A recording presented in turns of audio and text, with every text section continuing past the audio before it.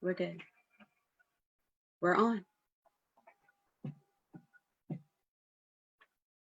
Well, good afternoon, everybody. My name is Sandra Davis, and I am an artist here in Gaithersburg, Maryland. And I want to welcome everybody to our Why I Vote panelist discussion. And wanted to take a few minutes to talk a little bit about the importance of our August 18th, 2020 was the 100th anniversary for the women's right to vote and the ratification for the 19th Amendment. In commemoration for this historic event, the city of Gaithersburg has been presenting the Women's Suffrage Centennial Series, including educational programs and an art exhibit exploring the women's suffrage movement and voting rights. The Why I Vote exhibit was a passion project of mine that I actually began exploring in 2018. As a member of the Women's Caucus for Art here in the DC area, I felt really strongly about we as women artists who live in this area should some way, shape, or form be participating in this celebration. So with knowing that our national organization has a tenet that says that we will be involved through our art in social activism, women's rights, that sort of thing. So it was really important that we as a group here in the DC market participate. So I wanted to make sure the word inclusive and included was part of this theme. And so we wanted to make sure that not only did we have work that was submitted through a jury process, but also invited guests. This way we would ensure that we did include as many women artists as possible in this exhibit. When I first started looking around, looking for a venue, finding some partnerships, I was having some trouble doing that until January of 2019, after having a solo exhibit at the Borough Park Activity Center. I turned to Mary, who was the gallery director at the time, and said, you know, Mary, I really want to make this happen. Literally without a blink of an eye, she said, yes, we're going to do this. We'll figure this out. Don't you worry about it. This exhibit is actually going to happen. So through lots of assistance with Mary, great collaboration with our exhibition chair, Madison Bowles, for Women's Caucus for Art here in DC, our VP and technology chair, Deb Walmer, we were able to get this exhibit done. I want to take a couple of minutes to say thank you to my husband and my two boys who have been listening to me for the last 2.5 years about getting this exhibit in place. Thank you all very much for that. And I also want to thank all of the artists who submitted and who have supported this exhibition. The work includes not just the topic of the 19th Amendment, women having the right to vote, but also things that we're concerned about today: immigration, civil rights, equal pay, and of course, enter 2020, now we're looking at an election year and a pandemic that's happening simultaneously. So we all know that the story is not always fully told in history books or what we may have learned in school. We know that women of color were not always in the forefront of this story, which was also why it was important that we included as many women in this market in this exhibit. So I thank you all very much who have participated.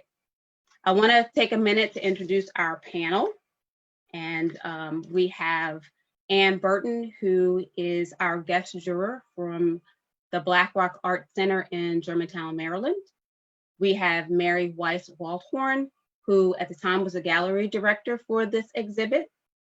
We have artist Lily Kak, Andrea McCluskey, Francine Stowe-Sinkler, Rosa Ines Vera, and we have Elaine Apter, who is from the Women's League of Voters. Also, Janine da Silva, who is from the National Association of Colored Women's Clubs.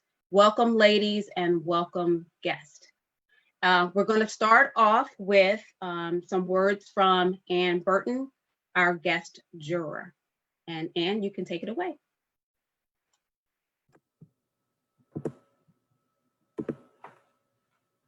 Hi, my name is Ann Burton. As Sandra said, I'm the gallery director at Blackrock Center for the Arts right up the road from Gaithersburg in Germantown. We're also located in Montgomery County. And I want to thank Sandra Davis and the Women's Art Caucus from the DC chapter for planning this timely and thoughtful exhibition, and for working with a venue in Montgomery County to present it. I also want to thank Mary Waldhorn, the curator for the city of Gaithersburg, for inviting me to be the juror for the Why I Vote exhibition. But of course, the most important group I want to recognize are the artists. The call for entries that the Women's Caucus for Art put out was open to members of the WAC, but it was also open to other women artists from across the region. And I want to thank all the artists who submitted their work for the exhibition, even those that were not able to be included. The review and the jurying of the entries was a difficult process. I spent a lot of time viewing images and reading the artist statements. And it was really exciting to see such a wide range of media in the works, exploring a broad spectrum of concepts and themes related to the prompt, the theme for the exhibition. Some are very personal and have some very powerful stories behind them. I went back and forth several times, and I had to make some tough decisions to select the works that are included in the exhibit. And all the choices were carefully measured, and I offer sincere congratulations to all that were included. I really enjoyed seeing new works by artists whose work I know, artists I've seen their work before, I've worked with them, but I also enjoyed discovering new artists whose work I was not familiar with before. And I do want to talk about several of the works in the exhibition. It was really striking. The image that you see on screen now is a painting by Juliette Hossein. It's called In the Sequel. And it's an acrylic on canvas painting, very meticulously crafted. If you view the exhibition online, you can zoom in and appreciate the detail of her work. If you have the chance to go and visit the Bower Park Activity Center, which I had the pleasure to do this week, you can see in person, get up close, wear your mask when you go and see it, but it's very impressive. But it is a portrait of the artist's daughter. And it is also, she is holding as if she had a child's toy version of the White House in her hands. But I thought this was a nice one to start with, thinking about this being the centennial for the ratification of the 19th Amendment, and thinking about all of the protests that took place and the suffragists who stood along in front of the White House and spent so much of their time working so hard to get us the right to vote, and having that happen 100 years ago today. We're very conscious of that, and also the fact that we're in an election year, and thinking about the idea, but the concept for this painting, the artist was thinking about her daughter and her hope that we will someday have a woman as president of our country. There are a number of other artists who focused on children as being part of the catalyst for their personal choice to vote, the responsibility that they feel to vote.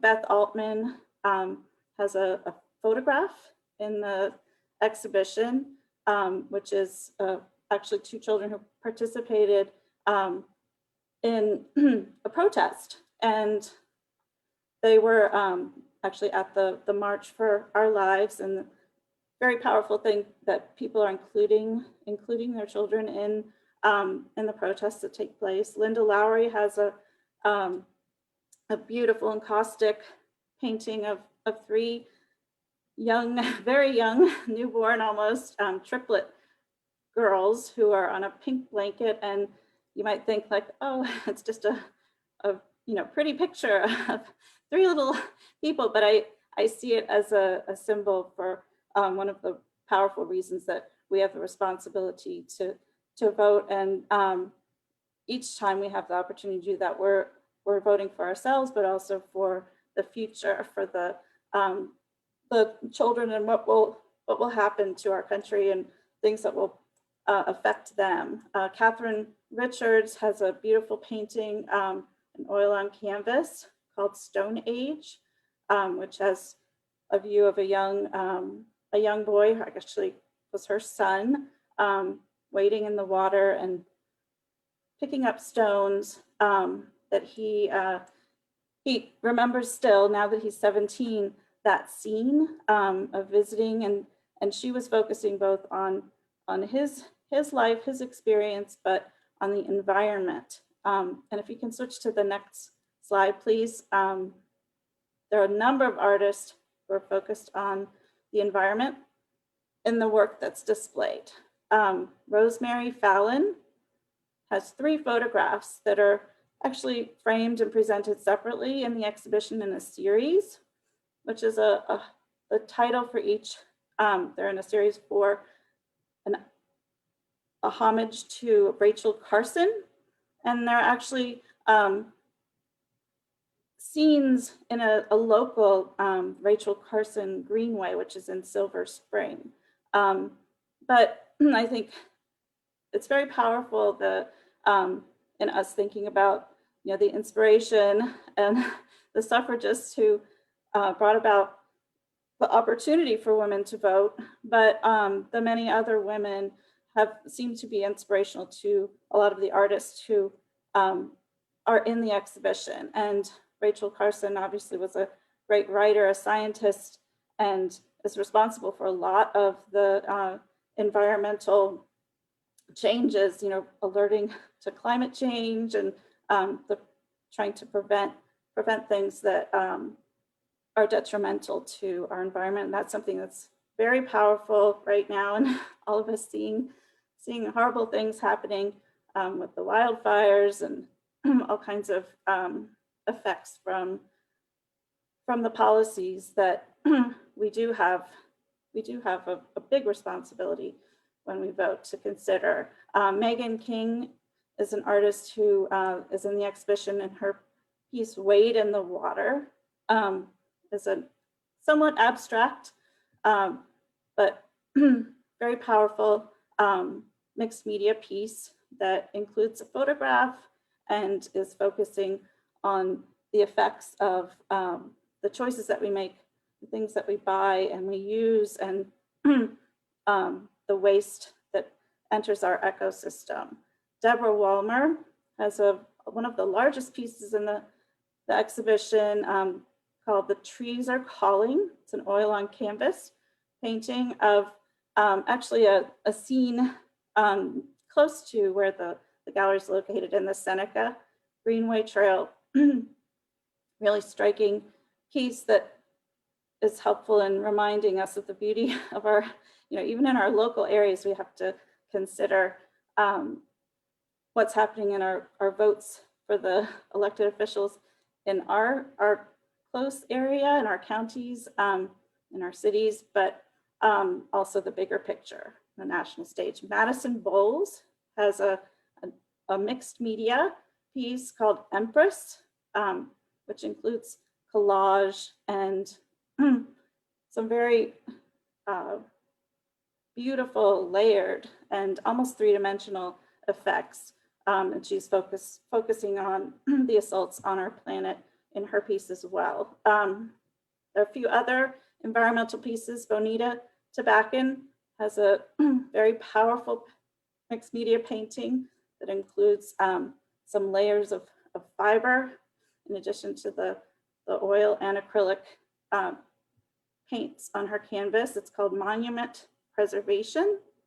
And Jane Pettit created a very striking piece that includes stained glass, stones, and some pieces of 24-karat gold in her night sky piece. And she's focused on protecting the environment, and it draws you in that piece. It has a very ornate gold frame around it, but because it has such a powerful scene, you start to look at it and thinking about the landscape that she's created and the beauty of that. It's a powerful statement.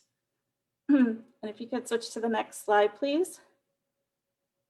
A number of the artists are focused on using fiber art in their work, and some of the artists are working also in an abstract way. So I wanted to include this image of Jenny Wilson's quilt, which is a collage. There are several works that use collage in the exhibition. And this one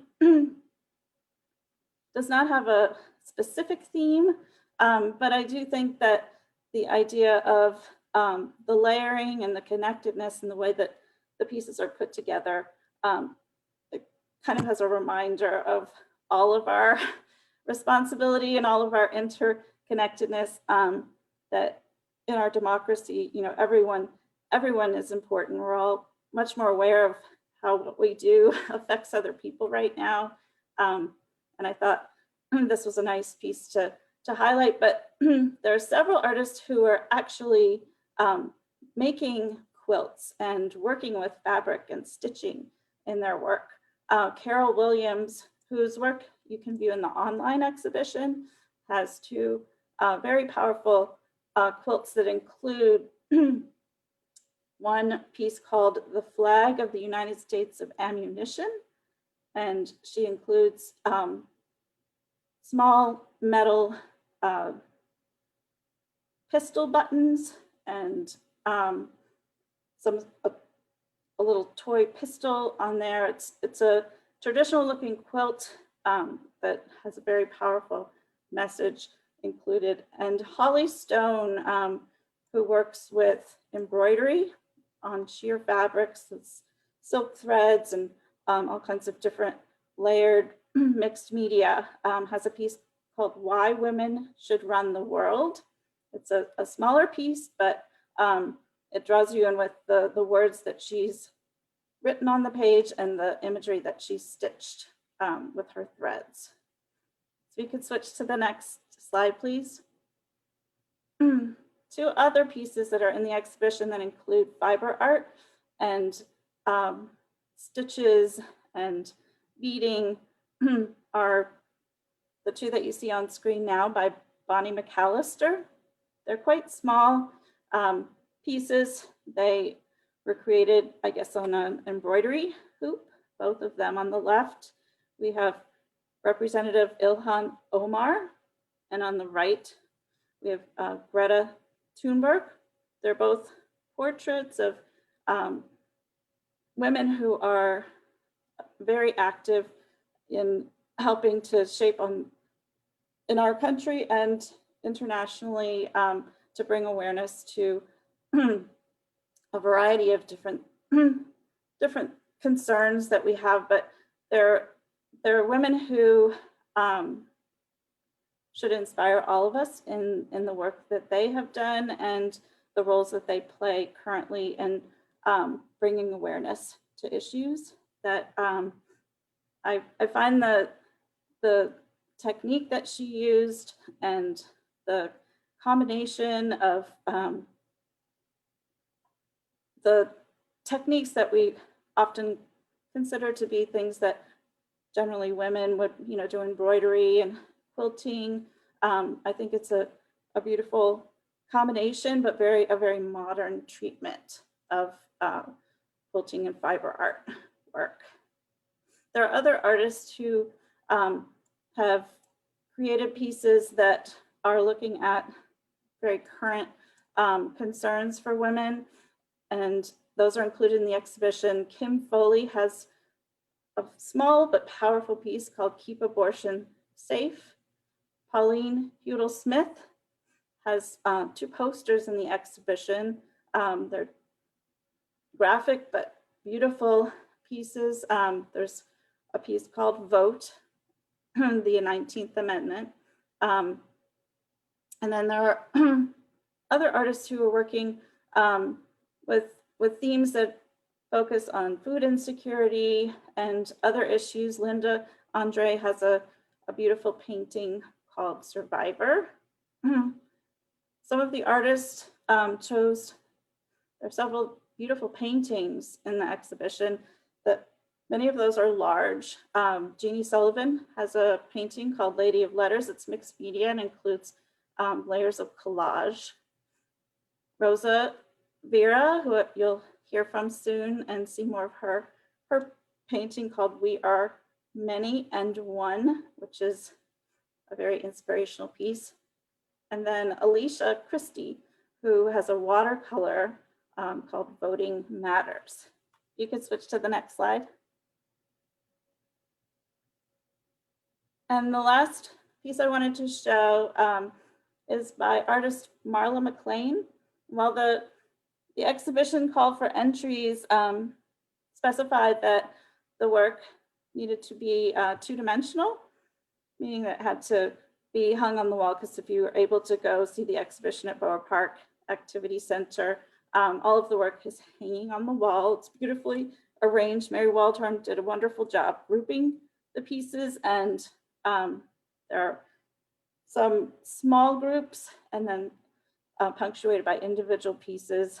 But Marla's piece is extremely sculptural. There are several pieces that have layers and construction elements, but her painting is a painting actually of her son. It's called Protect Him, and it's made using an artist toolbox, which includes a palette. So the painting is actually painted on a wooden palette, and you can see there's the typical hole where the artist's thumb would go to hold on to the palette as they work. You can see the handle on the right side there.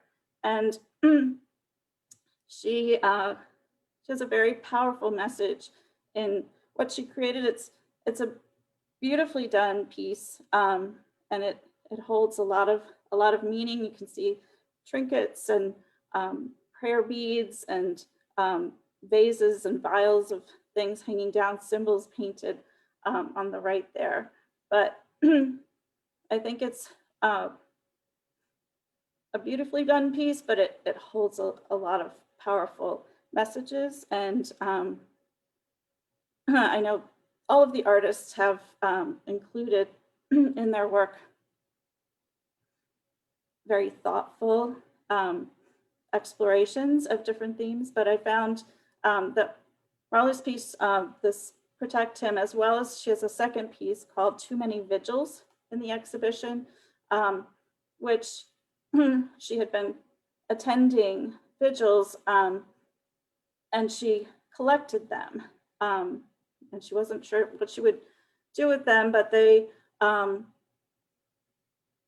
she felt like there have been too many vigils in this country. The second piece is actually called Too Many Vigils, and she included the candles that she had saved, and she was focusing, kind of inspired with the Black Lives Matter movement. That's part of her statement for that piece. But I'm impressed with her work and the work of all the artists who entered the exhibition, and I congratulate them, and I thank the Women's Caucus for Art and City of Gaithersburg for putting together this exhibit.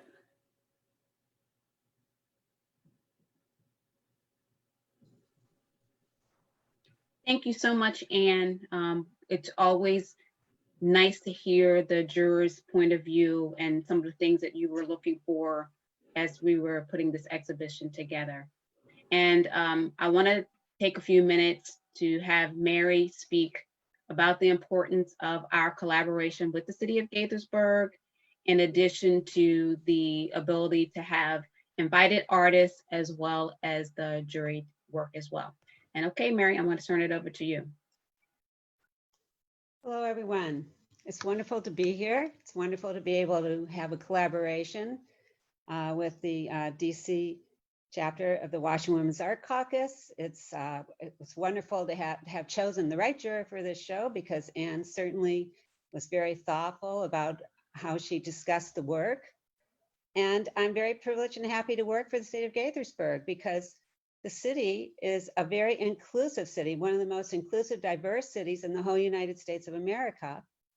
And the three venues where we show art, which are the Arts Barn, the Gaithersburg Mansion, and Borough Park, of those three venues, Borough Park is a community center.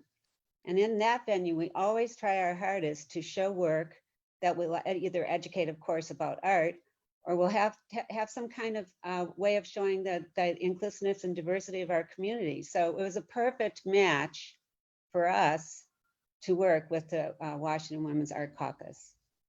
So it's been a real pleasure. And Sandra and I have been working very hard on this for 1.5 years. So it's fun to see it come to this fruition.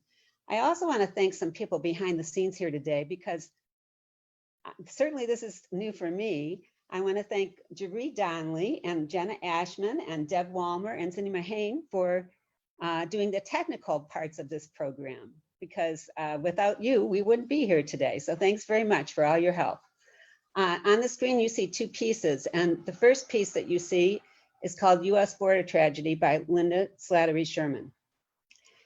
Actually, when Sandra came to me in the Borough Park Gallery and asked if she could have this show, we were doing another show, starting another show called Building Bridges, Connecting Our Global Roots. And Linda had put this piece into that show to be juried into the show. And when I saw the piece and I had talked to Sandra, I said, no, we have to definitely have this as part of our Why Our Vote exhibit. So Linda is one of our invited artists, as is Laura Kingsland. And Linda is usually an abstract artist, did this piece because she has a daughter who's a teacher, and her daughter was telling her about some of the issues of the immigrant children she was teaching. And it was also done because at the time, it was during our terrible tragedy at the border with children being separated from their parents. So it's a very potent piece, and I'm very glad to have it in the show. I want to give a little shout out. As Anne said, there are some pictures of children in the show, and one that she didn't mention was an invited artist. Leah Craigie Marshall has an incredibly not easy to view piece about how children practice drills for possible having shooters come into their school. That's also a piece that I wanted to give a little shout out for. And then Lauren Kingsland did this wonderful quilt, and she's going to be teaching a little class at Montgomery County about doing this kind of quilt about why I vote, and using words that have to do with the importance of voting. It was sad, but I hope in maybe when the pandemic is over, at our other two venues, we were supposed to have two sisterhood shows to go with this show. One was a painting show that was supposed to be at our mansion, and it was going to be a group of artists who knew each other for the most part. And so they would be paired off, and they would have some of their paintings show. Going to be a wonderful show. And Lauren was also going to be be included in a fine crafts sisterhood show at the Arts Barn. So I'm hoping that in the future, when the pandemic is over and life goes back to whatever the new life will be in our wonderful country, that we'll be able to show those exhibits. Now I will turn this back to Sandra. Thank you very much. Thank you, Mary. And I look forward to many more shows with us doing this together again. So I really appreciate the support and the collaboration. Our next speaker is Elaine Apter from the Women's League of Voters. And I thought it was important to make sure that we told the story about why we're actually having this celebration and actually having this exhibit. So with that, Elaine, go ahead. Thank you, Sandra. On behalf of the League of Women Voters, it's my pleasure to participate in this wonderful event. It took over 80 years for the women, at least the white women, to win the right to vote, much longer for women of color. But from the beginning, the fight not only included the white women that we normally see in pictures as suffragettes, but also Black women, Native Americans, Jews, Hispanics, and Asians. These women picketed, marched, went to jail, and had hunger strikes, all to get the right to vote. They all knew the importance of that precious right. Lucky for us, with the 100th anniversary of the 19th Amendment, there has been some wonderful research about the fight for women's suffrage and the role that women from all ethnic groups played in that fight. This research has produced some insightful new literature on the topic. Together, they tell the story of women's fights for the vote beyond what you had in your history books, that is, if you had any. Why is the right to vote so important? Voting is power. Interestingly, the Constitution did not grant all citizens the right to vote. That was limited to white male property owners. And even then, they did not trust those voters to vote directly for president, hence the establishment of the Electoral College. But citizens knew the importance and power of the right to vote, and the fight for it has been an ongoing battle. The 14th Amendment finally gave all white men voting rights. The 15th Amendment extended it to Black males. And then the Voting Rights Act of 1965 finally technically allowed all citizens the right to vote. But without the constitutional right to universal suffrage, there is and has been throughout our history the move to make it harder for certain people to vote. Once Blacks got the vote, then you had to establish poll taxes, grandfather clauses, literacy tests, anything to put blocks in the way of Blacks voting. The Civil Rights Act made things pretty good for a while, until the Supreme Court ruling in Shelby versus Holder that eliminated preclearance for voting law changes in certain states and localities that had used voter suppression tactics in the past. With the preclearance requirement gone, we saw an immediate uptick in voter suppression laws, from voter ID laws, purging of voter rolls, cutting back on early voting, eliminating polling places, or undermining the confidence in the voting process. The League of Women Voters has been involved in lawsuits all over the country fighting voter suppression laws.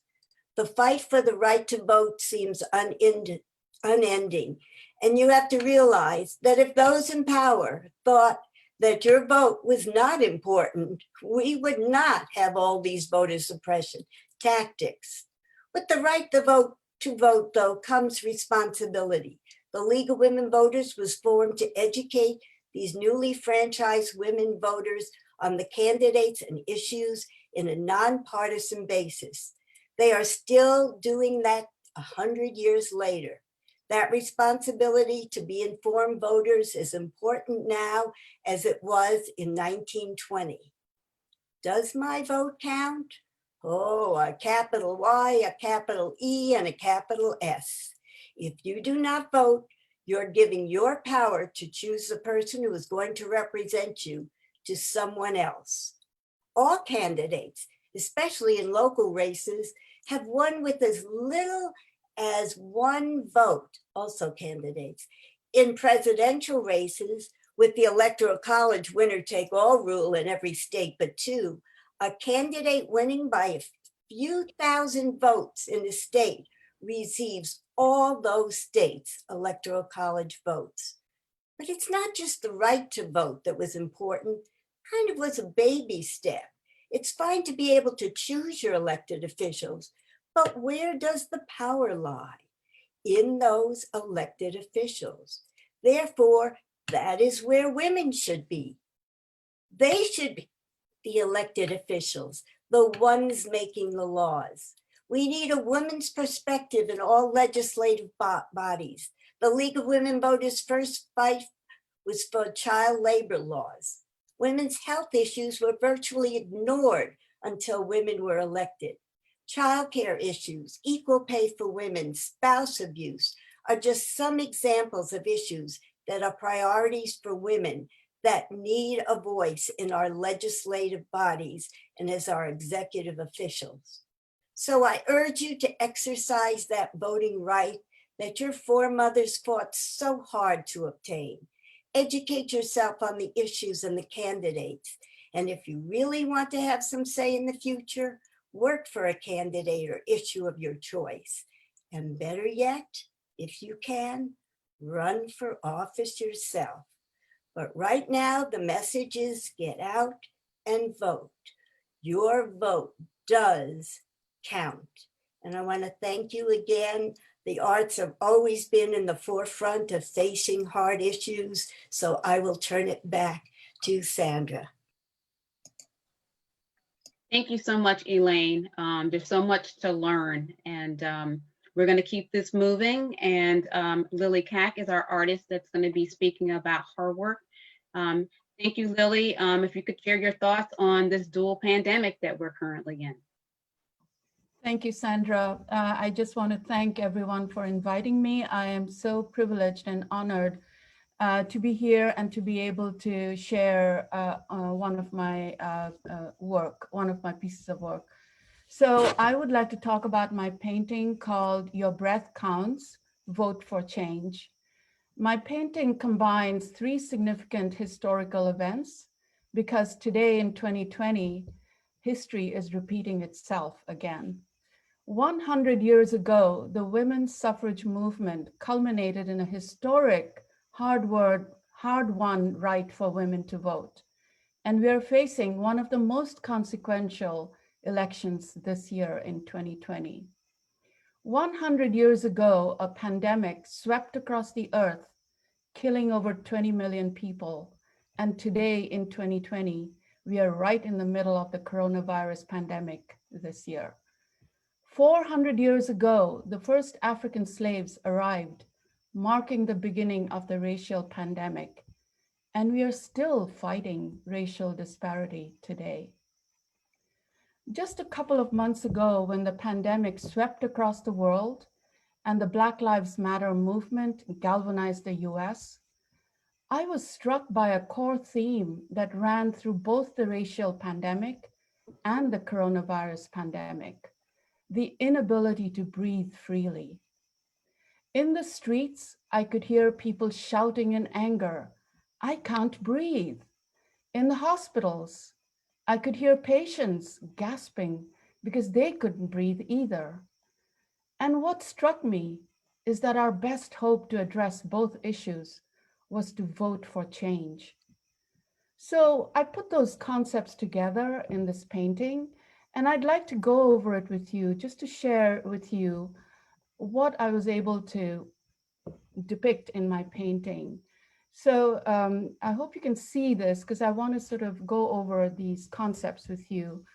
The dominant color you will notice in this painting is purple, and that was deliberately done. Purple, as you know, is blue and red. So really it's all about America. It didn't matter which state, which color you were loyal to. And then the focal point there are two people, a man and a woman. They're both kneeling. They're taking the knee. And I was just profoundly struck by the meaning and the symbolism of taking the knee. It's a nonviolent symbol of protesting against racial disparity. So these two people, a man and a woman, are right in the center as my focal point. And then I want to go anti-clockwise from the top. On the top, you will see a coronavirus, a huge virus just floating out there up in the sky. And right below that virus is a patient in the hospital and a doctor next to him. And the patient is struggling to breathe. And right in front of the patient is a woman crouching in anguish, and she's in purple. And right below her are two health providers. They're wearing their facial shields and their masks. And one of them is holding a card saying, "Your breath counts," really playing on the word, "Your vote counts." And right up on the top right is a woman, and she's voting, because that's what we are banking on, to vote for change. And above her, there's a rainbow, and the rainbow symbolizes hope and a wonderful future, a colorful, wonderful future ahead of us. So that is my painting, and I just wanted to share that with you. Thank you so much. Thank you, Lily. Our next artist is Francine Stowe-Sinkler, and her piece talks a little bit about prayer. And so if Francine can share some of her thoughts about her work. Thank you, Sandra. It's really a privilege to not only view the beautiful work that was created with this concept, but also to hear the thoughts and the ideas and the beliefs behind it. My piece is called Between Prayer and Protest. And when I was asked to create a work of art surrounded by the reasons why I vote, my initial thoughts were based in kind of why we do what we do in celebration of things, right? We honor the past, we look back to the past, and thinking of my ancestors who fought for the rights of African Americans to obtain the right to vote as citizens of this country.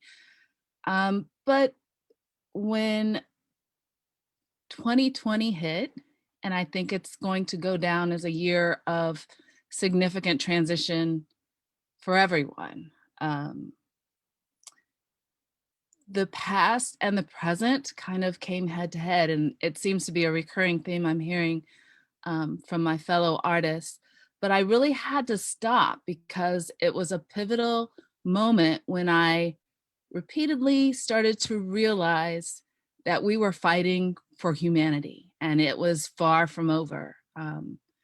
When women achieved the right to vote in 1920, African American women that were a part of that continued to forge on, because although a few gained that right, the majority didn't until 1965. And while the women's organizations, the Caucasian women organizations, were disbanding after achieving that accomplishment, African American women had to push on.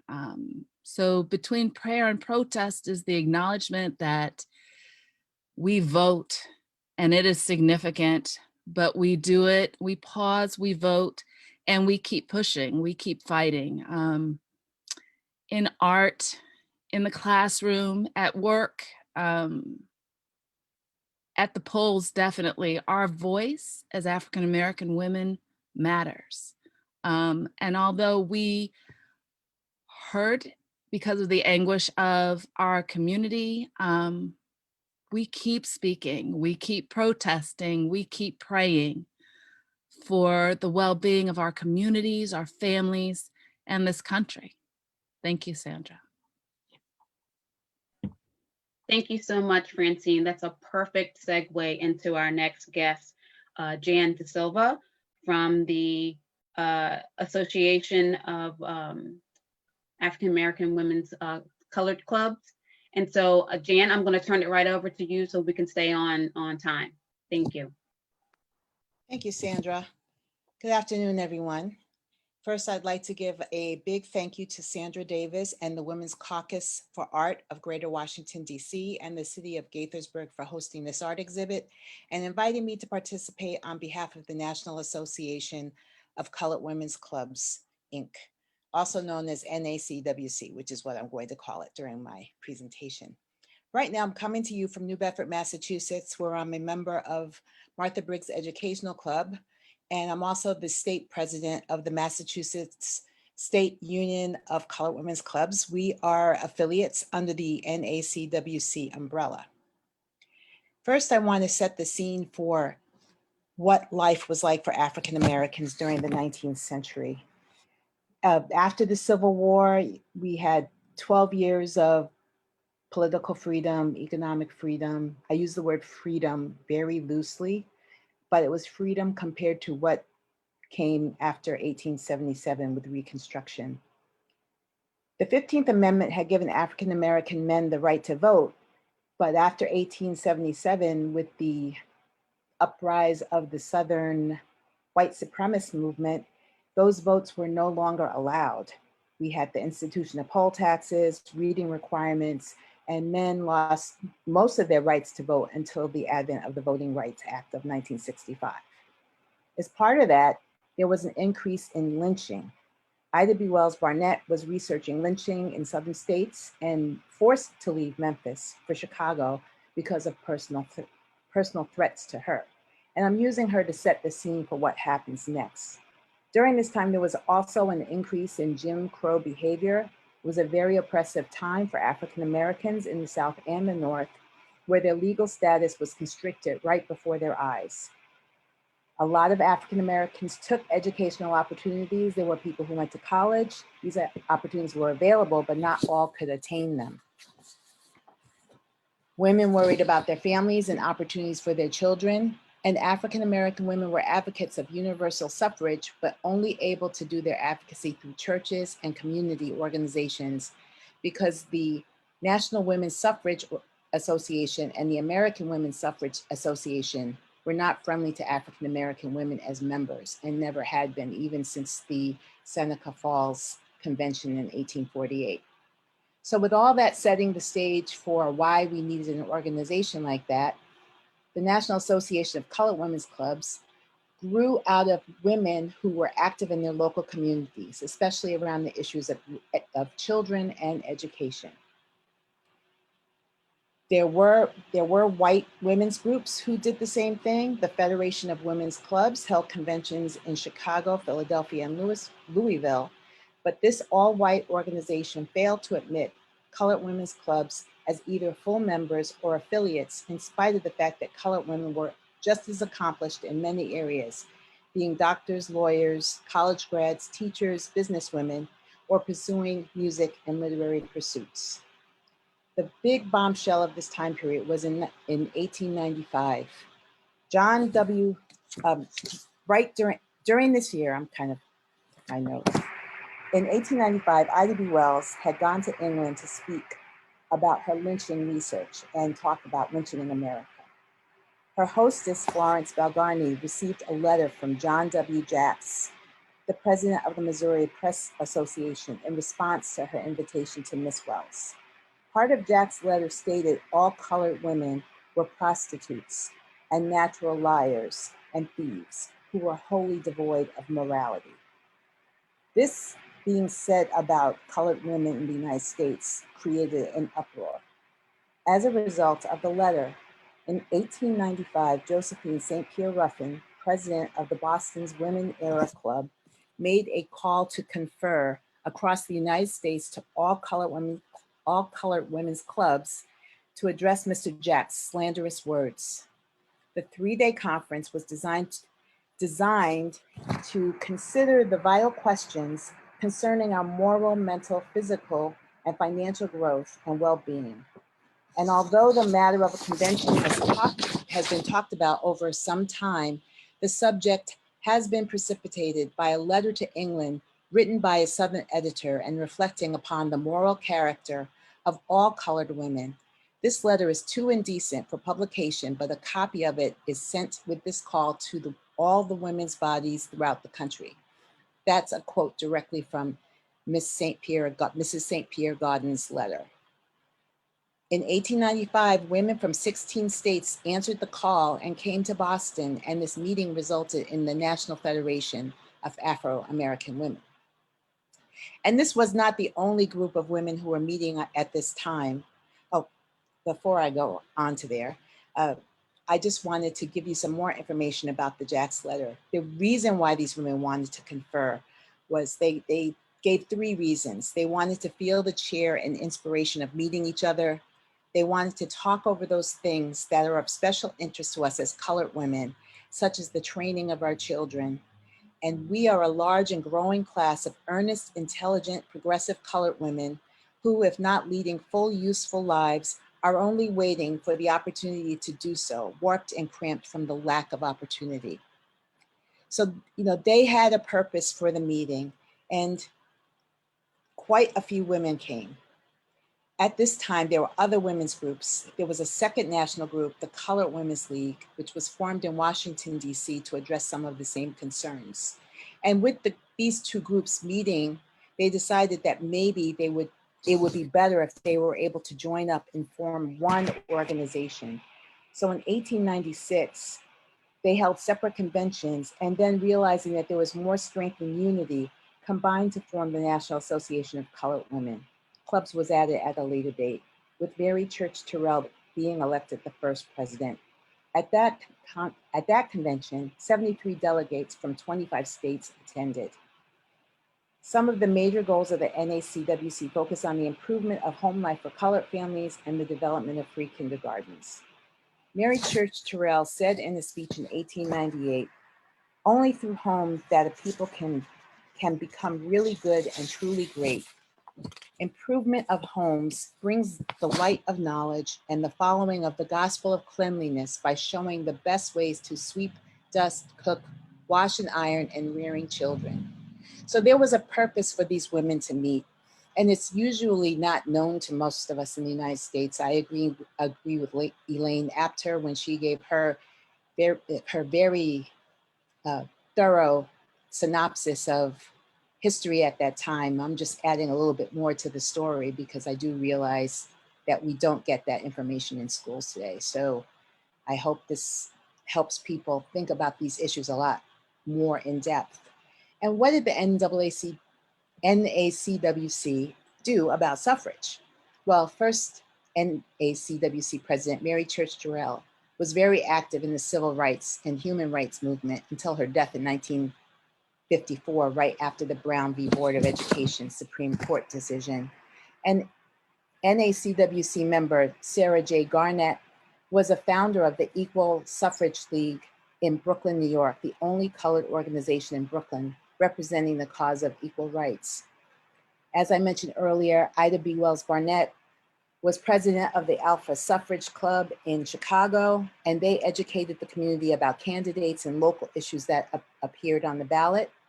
In 1906, the Colorado State Federation of Colored Women's Clubs met in Denver at their convention, where the discussion revolved around the role of colored women voters. And at that convention, Elizabeth Piper Ensley delivered an address entitled "Women and the Ballot." So they were very committed to working for the equal suffrage movement, even though they weren't able to participate in the organizations. And this made them, they did realize in 1920 they would not be able to vote because it was focused on white women, but it enabled them to push forward until 1965 when they achieved voting through the Equal Voting Rights Act of 1965. And I'm going to end this by a quick story about why I vote. It's been very important in my family. I was telling someone yesterday about a time when I was actually in a car accident, and it was on election day, and I was so concerned about voting. I went to the hospital. It was only a minor injury to my foot, but I did have crutches. I wasn't really able to walk. But my partner who came and picked me up, I really talked him into dropping me off at the voting booth so I could vote before I went home and put my feet up. And I think that we should always remember that people died for us to have the right to vote, especially African Americans, and we should never take it for granted and always make sure we get out there and use that vote. And thank you very much for having me. Thank you so much, Jan. I think we can all take that personal story to heart. We just need to figure out a way to get to the ballots, whether it's a mail-in ballot, whether we're standing in line for hours and hours. That vote is important. Our next artist is Rosa. And Rosa, I'm going to let you tell the panel and attendees a little bit more about your work as well. Hello, I'm Rosa Vera, and first of all, I wanted to thank everyone who's worked, and I know they've worked very, very hard putting this wonderful show together. I went to the show and saw it in person, and I have to say I was very impressed with the quality, the strength, and the passion that so many of these paintings showed. I wanted to talk a little bit about my painting and also about why I think it's so important for us as women and as US citizens to vote. I wanted to use the saying, the expression of Benito Juarez, who was a famous Mexican patriot and also who particularly defended Native people's rights in Mexico. He said, I can say it in Spanish and then I'll say it in English, el respeto a los otros es la paz. And in English, peace and unity come from the respect to the rights of others. This is a paraphrase of Benito Juarez, and much of the disunity in this country comes from people feeling that their rights are threatened. During the 50s and 60s in the US, men and whites had more rights than women and minorities. Today, some people wish to go back to these times. I want to think that our civil rights have improved and expanded since then. Nevertheless, we have a long way to go to achieve the goal of all people treated with equal rights. We should not want to go back. My painting of We Are Many in One depicts inclusivity. In the group of 3 women, one has her back turned while another reaches out to catch her attention and turns to the single figure in the corner of the painting. The numbers on the sides of the painting are to bring attention to the fact that we are many. I came to this country at the age of 3 and became an American citizen in 2011. One of the reasons I did so was due in part for my fear that is, as a resident alien, if I spoke my mind, I could get into trouble. It is time to speak up and vote.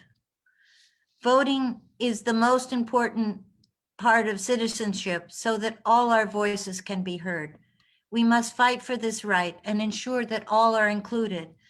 The late Ruth Bader Ginsburg fought for equal rights for women and LGBTQs in the workplace and under the law. She often quoted Justice Louis Brandeis's famous line, "The greatest menace to freedom is an inert people."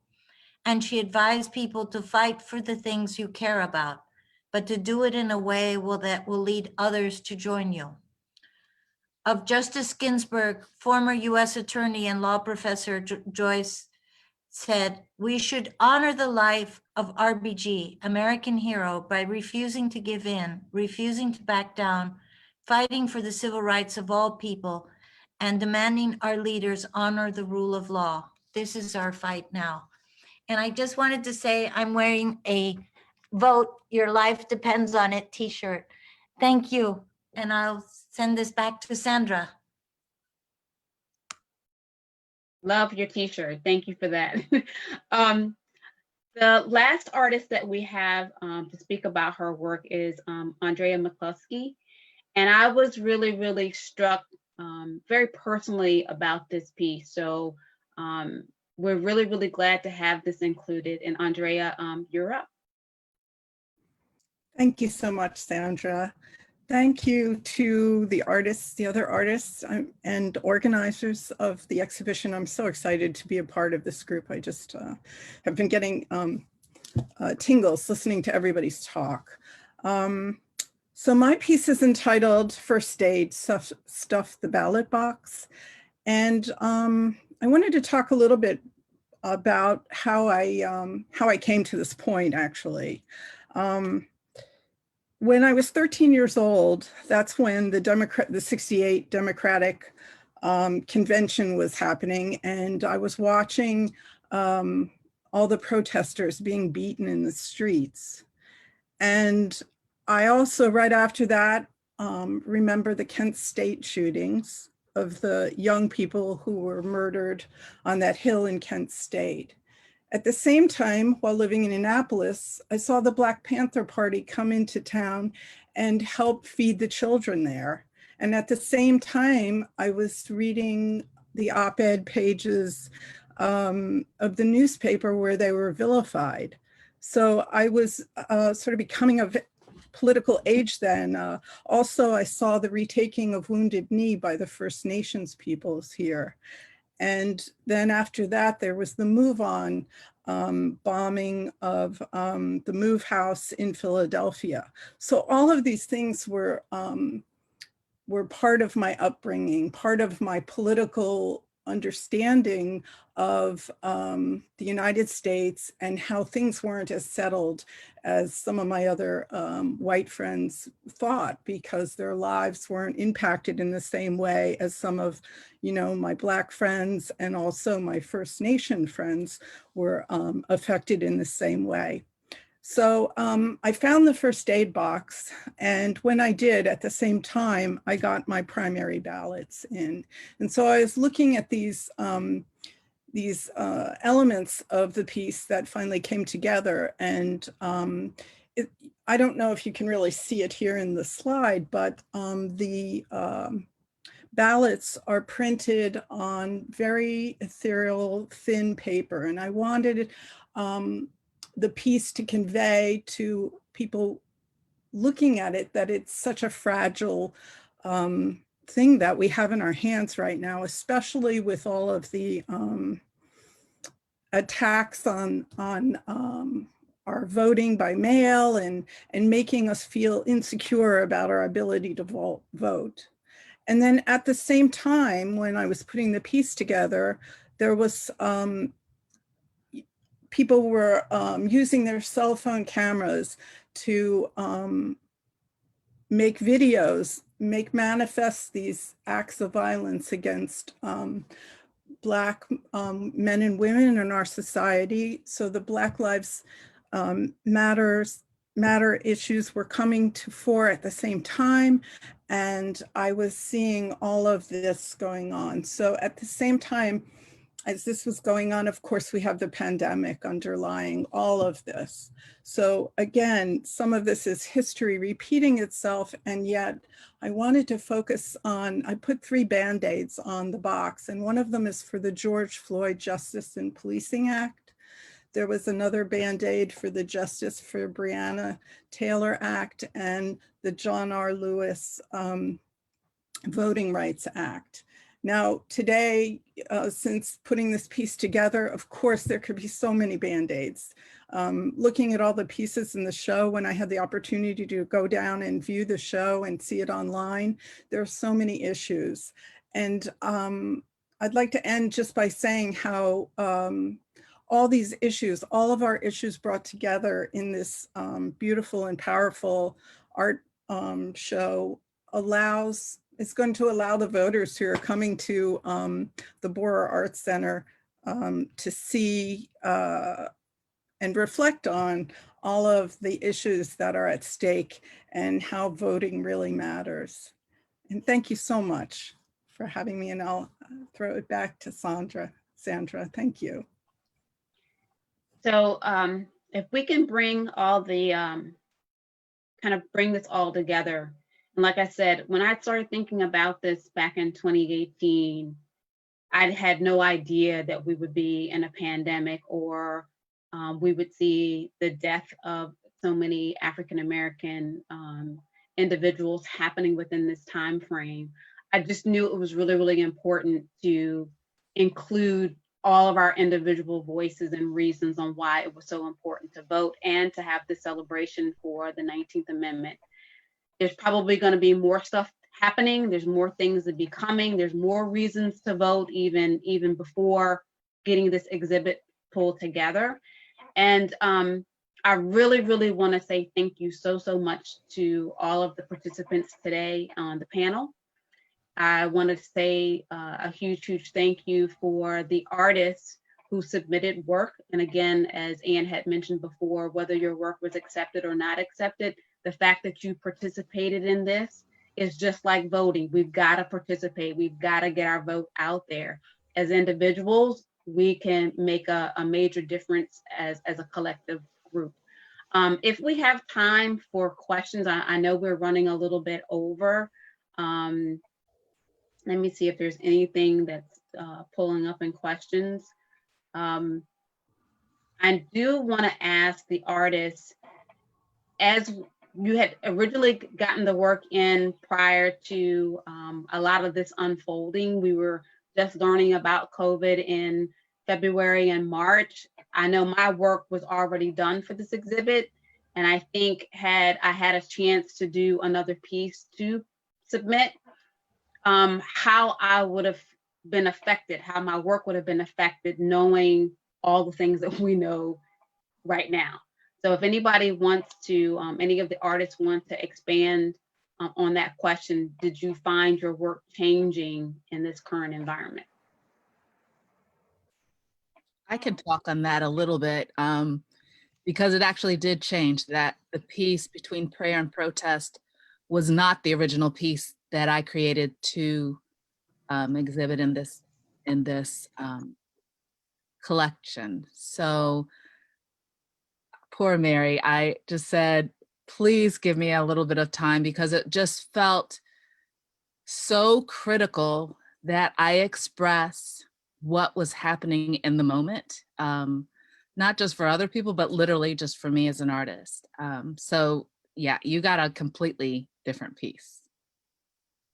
Excellent.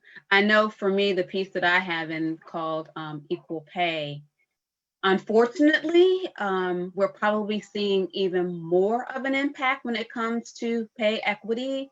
If you are a mom and you're working from home and you have young children that keep jumping into your Zoom meetings and your boss is telling you to figure it out, my piece became even more important. I felt from myself individually that pay equity was like loud and clear again, that we were still missing out.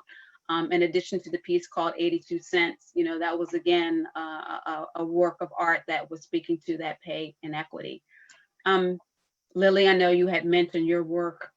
You really, really described that very well on how current environment had changed and how your piece showed. Let me see if I can grab another question.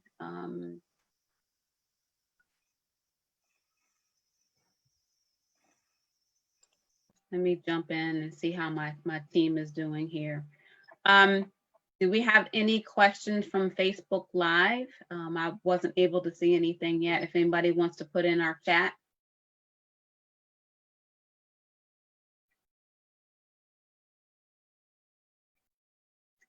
I'll ask this one question of Jan and Elaine, and hopefully they have time to comment. If you've had a chance to see the work virtually, was there any one piece that stood out, or was there anything that you saw that was a collective theme that maybe you wanted to share? No, I saw it virtually. I'm hoping to see it in real life. I thought it was outstanding, and the variety of things that you bring into voting and the situation today was amazing.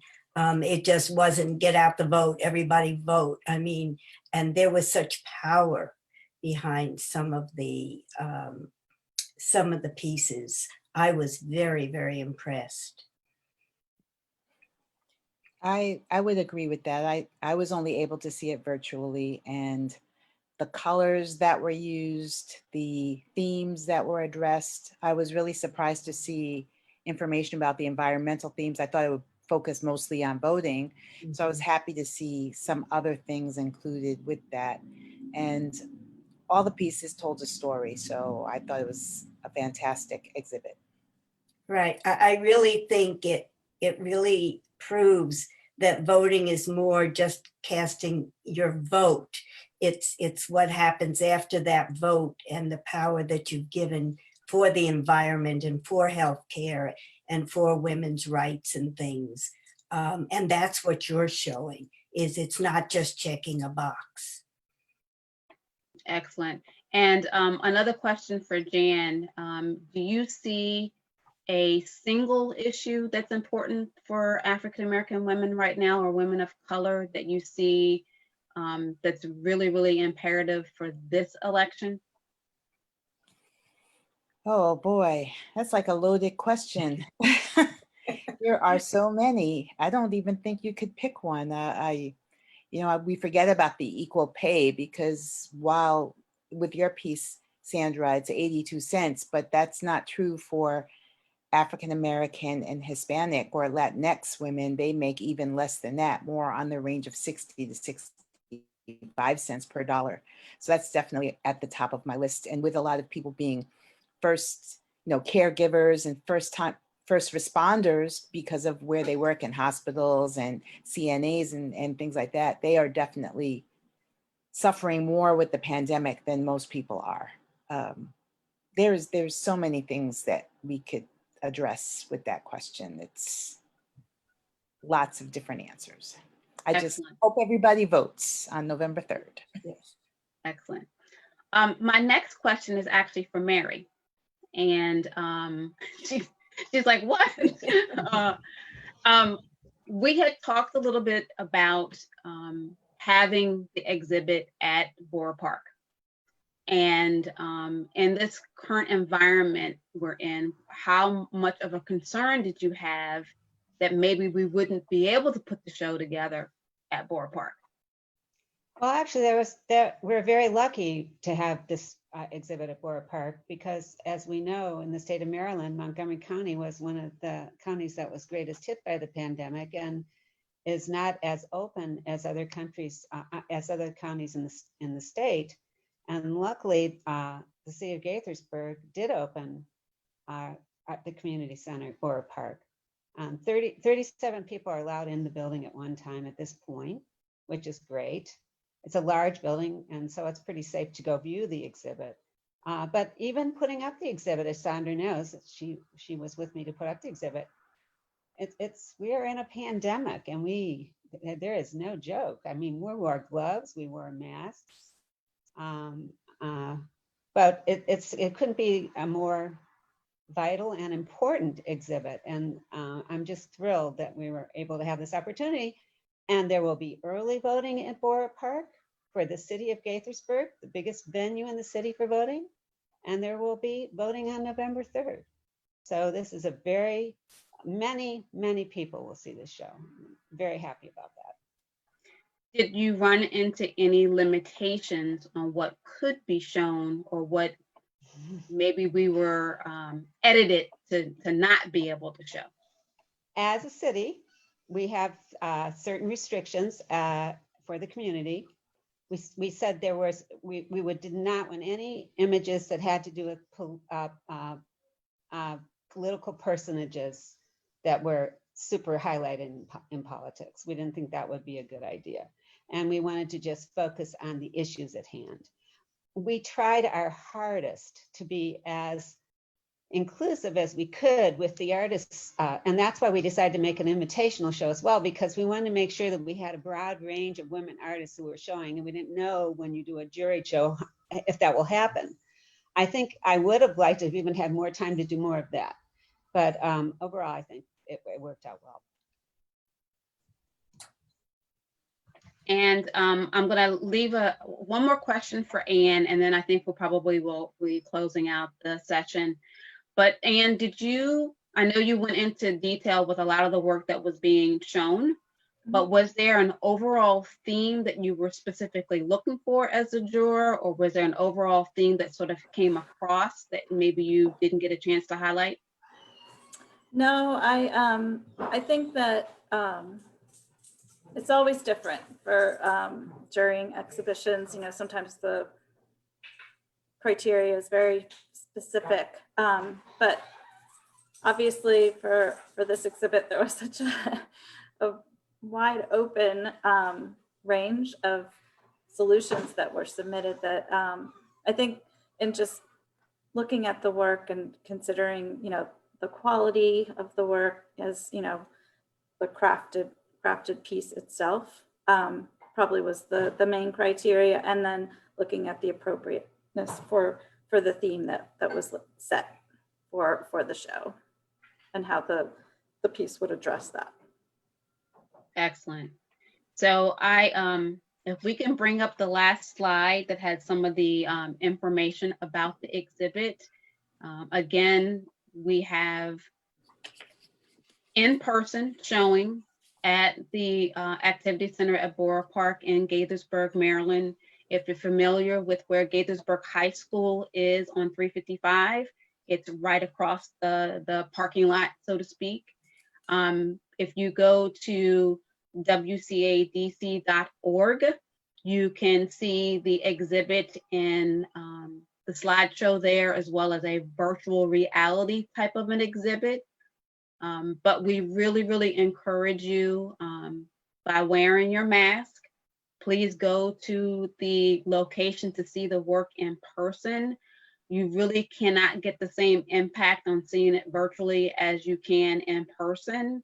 And I really encourage that. Again, why I vote, I absolutely, as an individual citizen, encourage each and every one of us to go out to vote.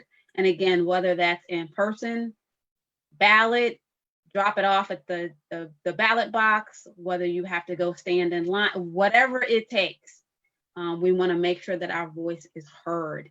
And I think that concludes our session for today. If there's anybody else that has some last remarks, again, thank you so much to everybody who has participated.